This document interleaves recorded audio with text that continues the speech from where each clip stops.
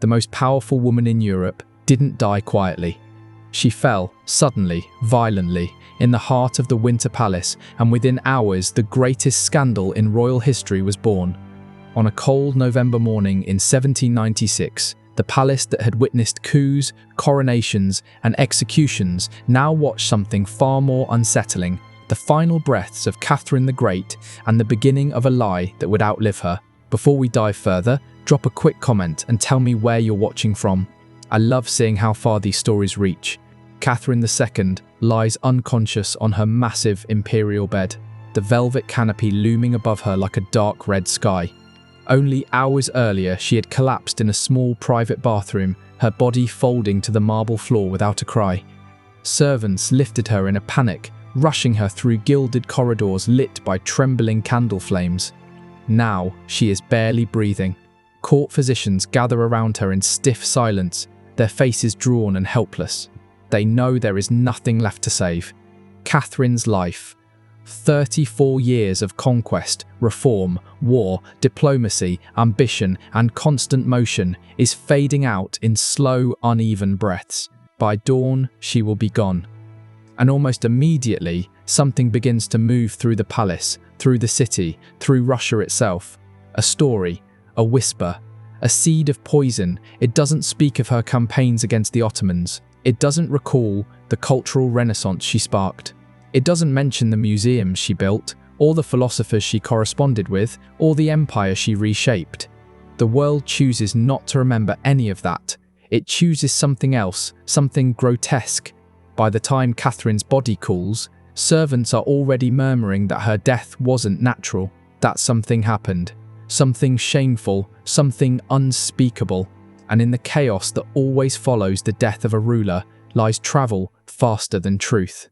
The rumor claims the Empress didn't die from a stroke. It claims she died beneath a horse. As the story spreads, details mutate like a disease. In one version, she engineered a pulley system to suspend a stallion above her. In another, she grew bored of men and sought something else. In every retelling, the ending is the same. The harness snaps, and Catherine is crushed under the weight of her own depravity. It's absurd. It's impossible. And that's exactly why it thrives. A scandal that vile, that theatrical, that humiliating, it's irresistible. It slips from parlors to marketplaces, from the salons of Paris to the courts of Vienna, until the lie becomes more vivid in people's minds than the truth ever could be. But if you peel back the cruelty of the myth, something important remains: the life of a woman who terrified her opponents long before they found a way to defile her memory. Catherine was not born to shake continents. She wasn't even born with a claim to anything greater than a minor German title. She entered the world as Sophia Augusta Frederica of Anhalt-Zerbst, a girl expected to live a quiet, unremarkable life. But Europe's politics have a habit of pulling the obscure into the heart of storms. At 14, she was singled out by the Russian court as a potential bride for the heir to the throne. That heir was Peter, the future. Peter III, a boy who would one day prove disastrously unfit to rule. But in 1744, none of that was known. All anyone saw was an opportunity for a strategic marriage. Sophia's father delivered a single piece of advice before she left: Russia will not adapt to you. You must adapt to Russia. And she did. The young girl travelled across frozen Europe, arriving in St. Petersburg with the determination of someone who understood this was her one chance to escape insignificance. She converted to the Orthodox faith, took the name Catherine, and married Peter in a grand ceremony meant to symbolise stability and unity. But behind the spectacle, the marriage was a slow-moving disaster. Peter was erratic, vindictive, emotionally stunted. He openly insulted Catherine before the court. He spent more time playing with Prussian toy soldiers than attempting to lead an empire. He paraded mistresses before her, and their marriage, for years, remained unconsummated, a humiliation that Catherine endured in tense silence. Every humiliation forced her further inward. Every insult sharpened her understanding of power. Every cold night beside a man who despised her pushed her closer toward the truth she eventually embraced. Survival required transformation, so Catherine transformed. She mastered Russian until she spoke it more eloquently than many nobles. She consumed books by the hundreds, histories, political treatises, philosophical works, anything that could teach her how to navigate a hostile court. She built alliances, not loudly, but quietly, methodically, forming bonds that Peter was too arrogant to notice. In secret, she created a foundation of influence, strong enough to hold up a throne, and then came the moment that tipped everything. Empress Elizabeth died in 1761, and Peter ascended the throne. What followed was a catastrophe nearly unmatched in Russian history. Peter alienated the Orthodox Church with abrupt Lutheran impositions. He infuriated the army by praising Prussia, the very nation Russia had defeated after years of bloodshed. He pushed reforms that offended every layer of the nobility. And worst of all, he made it clear he intended to rid himself of Catherine by divorce, by exile, possibly by imprisonment. He had no idea how dangerous she had become. For 17 years, Catherine had been preparing for a moment like this. 17 years of watching, learning, enduring, calculating. And in 1760, when Peter marched blindly toward his own destruction, she acted, backed by the Imperial Guard and the Orlov brothers, one of whom was her lover. Peter was forced to abdicate. Within days, he was dead. Catherine took the throne at 33. A woman with no Russian blood had just seized the largest empire in Europe. And that moment, that act, is the shadow under which every rumour, every whisper, every obscene lie would eventually grow. Because some people never forgive a woman for surviving, and they never forgive her for winning. Catherine came to power the way storms arrive, suddenly, violently, with a force nobody could ignore. Once she took the throne, there was no hesitation, no gentle transition, no pause for breath. She ruled immediately, decisively, as if she had been preparing her entire life for this single moment. Because she had. The Russia she inherited was enormous, but unstable. A vast, icy beast, stitched together from conquered lands, fragile loyalties, and centuries of fear. To rule it required more than authority. It required imagination. It required will. It required a kind of relentless ambition that few men possessed, and almost no woman was ever allowed to display. Catherine had all of it. She began by reshaping the court itself. Gone were the stifling rituals and the intellectual stagnation of previous reigns. In their place came scholars, architects, philosophers, and scientists from across Europe. Petersburg, a city of cold stone and colder politics, started to glow with something new, ideas. Catherine devoured these ideas. Voltaire, Diderot, Montesquieu, their works filled her libraries and her private thoughts. She didn't just read them, she challenged them, wrote to them, debated their theories from thousands of miles away. For nearly 15 years, she corresponded with Voltaire, and in a strange way, he became her public ally. In Paris, he called her the Northern Star and defended her image as an enlightened monarch. But while Europe discussed her intellect, Catherine focused on something more dangerous: expansion. Russia's borders had always been the source of its insecurity. Too long to defend, too thinly held, too vulnerable to enemies on all sides. Catherine intended to change that forever. Her armies moved like winter wind across the Black Sea frontier. She launched 2 major wars against the Ottoman Empire, shattering Turkish power in the region and securing Russia a permanent foothold on the Black Sea. Crimea fell under her control in 1783, transforming Russia into a naval force that Europe could no longer ignore. In the West, she carved Poland apart piece by piece, participating in 3 partitions that erased the country from the map. With each political maneuver, each treaty signed under pressure of Russian guns, her empire swelled. The map of Europe was no longer shifting around her. She was the one shaping it. And yet Catherine's ambition reached even further. She dreamed of resurrecting the fallen Byzantine Empire, placing her grandson Constantine on a newly reborn Greek throne. The plan, known as the Greek Project, was bold enough to seem mad, but Catherine did not think in small terms. She saw empires like chessboards, and she intended Russia to become the most powerful piece in the game. The project never materialized, but the attempt itself revealed who she truly was: a ruler who refused to accept limits, even the limits of history. Inside her empire, she pursued a different kind of conquest, culture. She gathered art with the hunger of a collector who knew she was building something eternal. Masterpieces from Italy, France, Holland, and beyond were shipped to St. Petersburg in endless crates.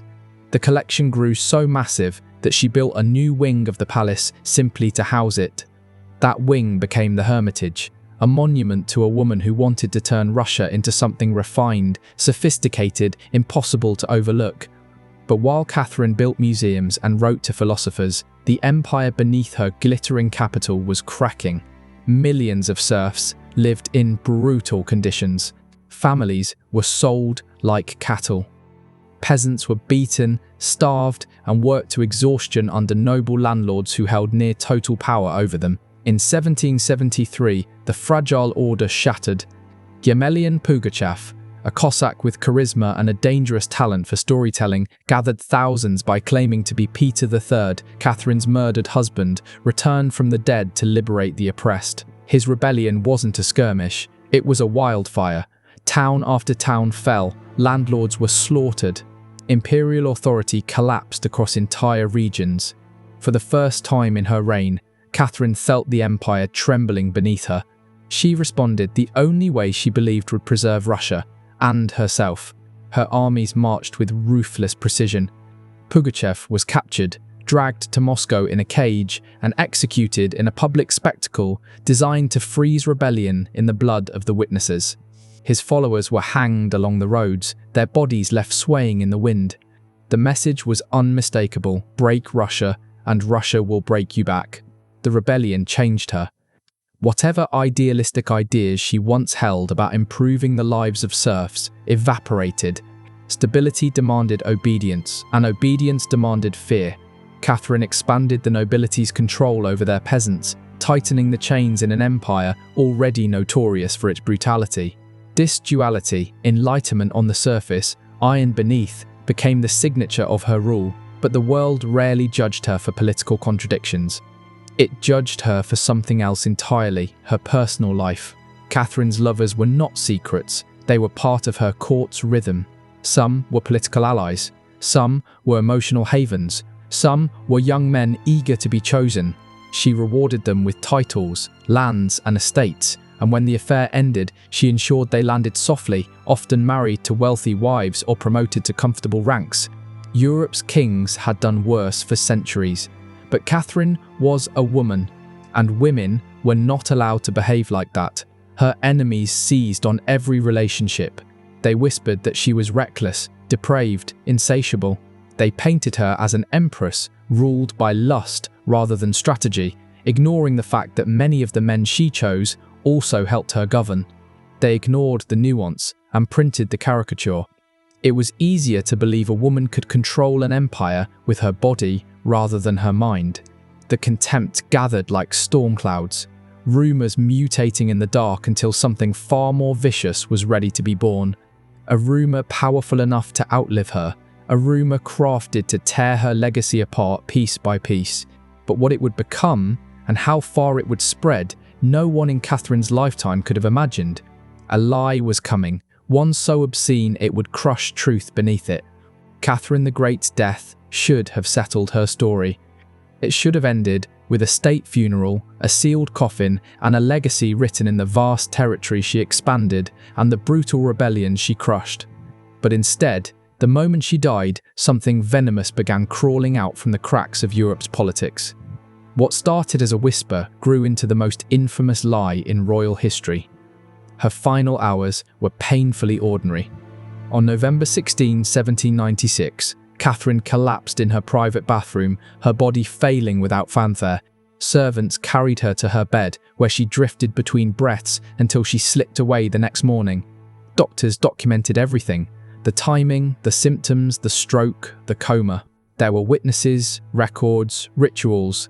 Nothing mysterious, nothing scandalous, but truth rarely survives long in a palace. Her son, Paul, refused to defend her. Their relationship had always been strained, poisoned by suspicion, resentment, and the belief that Catherine had stolen both his father's crown and his father's life. Whether Paul truly thought she orchestrated Peter III's murder or simply needed someone to blame, he didn't try to protect her reputation. He didn't even try to stop what came next. And what came next was born in the salons of Europe, not in Russia. France, in the feverish chaos of revolution, hated Catherine for her hostility to their cause. Conservative monarchies resented her reforms and her dominance. Religious traditionalists detested her Enlightenment ideals. And countless defeated rivals, foreign diplomats, exiled nobles, failed conspirators, carried grudges sharp enough to cut. They couldn't challenge her armies anymore. They couldn't undo her victories, but they could do something far more devastating: destroy her legacy. At first, the rumors were simple, the usual attacks aimed at powerful women. She was too fond of young men. She indulged herself. She behaved in ways no respectable woman should. But ordinary slander wasn't enough. Catherine was too vast a figure. To reduce her, the lie had to be grotesque enough to overshadow her entire life. And so the final, monstrous rumor emerged, precise in its cruelty, perfect in its humiliation. It claimed she died while engaging in an act with a stallion, a pulley system, a suspended horse, a snapped harness, a crushed empress. The story was absurd. Physically impossible, biologically ridiculous. But none of that mattered. What mattered was that it was unforgettable. The rumor didn't need facts. It needed imagination. It needed shock. It needed to cut deeper than any political criticism ever could. Within months, the tale spread across Europe, whispered behind fans at aristocratic dinners, murmured in taverns, repeated with delighted disgust in streets and salons. By the early 1800s, it had become entertainment. By mid-century, it crept into gossip books, travelogues, satirical sketches. By the late 19th century, even educated Europeans repeated it casually, as if it were a footnote of history rather than a weapon of slander. It didn't matter how many doctors witnessed her stroke. It didn't matter that no document from the time mentioned anything unusual. It didn't matter that the rumor contradicted physics, logic, and eyewitness accounts. People believed it because they wanted to believe it. A woman who ruled like a man, who conquered, commanded, and dominated on her own terms, was easier to swallow if she could be reduced to a depraved spectacle. And Catherine didn't just rule like a man, she ruled better than most of them. That alone made her dangerous. The horse myth wasn't an accident, it wasn't exaggeration, it was a punishment. Society could accept tyrants, conquerors, and warmongers as long as they were men, but a powerful woman, a woman who chose her lovers, a woman who dethroned her husband, seized the empire, and refused to apologize for any of it. That was unforgivable, so they crafted a legend meant to follow her forever. It didn't matter whether the lie made sense. What mattered was how effectively it overshadowed her accomplishments. And even today, centuries later, the myth remains alive, echoing in jokes, memes, and half-remembered facts repeated by people who have no idea they are participating in a political smear campaign older than their own nations. But what does it say about a society when the lie survives longer than the truth? Catherine's enemies couldn't defeat her in life, so they destroyed her in memory. Yet the most disturbing part isn't that they lied. It's how easily the world accepted the lie over the reality of a ruler who was far more complex and far more formidable than any scandal they could invent. Strip away the rumor, peel back the scandal, and what remains isn't a monster or a myth, but a woman who ruled one of the largest empires on earth with a ferocity and intelligence that terrified the world that inherited her. The truth is this: Catherine the Great was never simple. And that is exactly why her enemies needed to simplify her. She was a ruler who did more in 3 decades than most dynasties managed in a century. She expanded Russia's borders, reshaped its politics, redefined its culture, and positioned it as a force Europe could not ignore. But for every achievement, there was a shadow, and it's in those shadows that historians still struggle to place her. Catherine believed in the Enlightenment. She believed in reason, conversation, philosophy, reform. She read voraciously, wrote essays, drafted laws, debated the great thinkers of her time as if they were equals. Yet she also believed in the whip. She strengthened the nobility's grip over millions of serfs, locking them further into lives of inherited suffering. She crushed rebellions with brutal efficiency, executed dissidents, and tightened her hold on the empire whenever it trembled. Her kindness had limits, her mercy had boundaries, her patience evaporated the moment her rule was challenged. This contradiction wasn't a flaw, it was the engine of her power. She understood that ruling an empire required two languages, the language of ideas and the language of force. She spoke both fluently. And when you observe her reign through that lens, everything she did, every reform, every war, every calculated alliance, begins to make sense. Catherine didn't aim to be adored, she aimed to be effective. This is why her approach to her personal life was equally pragmatic. Her lovers weren't just companions, they were political instruments, sources of loyalty, and sometimes shields against the crushing weight of the throne. Some were brilliant, some were foolish, some burned bright and then disappeared. But Catherine never let intimacy become weakness. Take Grigory Orlov, a soldier, a conspirator, a man whose passion matched her ambition. He helped her seize the throne and nearly became her partner in rule. Their romance ended, but the gratitude remained. Then there was Grigory Potemkin, a man as volatile as he was visionary. Their relationship was something Europe couldn't comprehend. Lovers, rivals, co-rulers, perhaps even secret spouses. Even when the romantic spark died, the political fire never did. Potemkin would command armies, conquer territories, and shape the empire alongside the woman he once shared a bed with. Later favourites were younger, more ornamental, but Catherine treated them with an odd mixture of indulgence and strategy. She rewarded them generously, then released them gently when the relationship ended. Where kings discarded mistresses like broken toys, Catherine ensured her former lovers left her orbit wealthy, protected, and respected. This, too, made her dangerous. Because a woman who enjoys power is a threat, but a woman who enjoys pleasure is a scandal. Catherine's choices didn't fit Europe's mould for womanhood. They didn't even fit the mould for monarchy. She ruled like a sovereign, not a symbol. She loved unapologetically. She built, destroyed, reformed, conquered, punished, rewarded, all with the authority of someone who believed deeply, perhaps too deeply, in her own destiny. And that belief left a mark on history that no lie could fully erase. But the world didn't want to understand her. Understanding a woman like Catherine requires nuance, something propaganda never offers. It was easier to reduce her, easier to twist her power into perversion, easier to mock her than to reckon with the scale of what she achieved. After all, think of what she accomplished. She turned the Hermitage into one of the greatest museums on Earth. She expanded Russia's territory by hundreds of thousands of square kilometers. She redefined the monarchy's role in politics. She stabilized a collapsing empire. She outmaneuvered kings, diplomats, enemies, and even her own husband. She became a symbol of the Enlightenment while ruling with autocratic precision. That kind of life is difficult to summarize. It's far easier to bury it in a single, vulgar rumor. But if the horse myth reveals anything, it's this: powerful women are rarely defeated by armies. They're defeated by stories. Stories travel faster than troops. Stories require no evidence, no witnesses, no logic.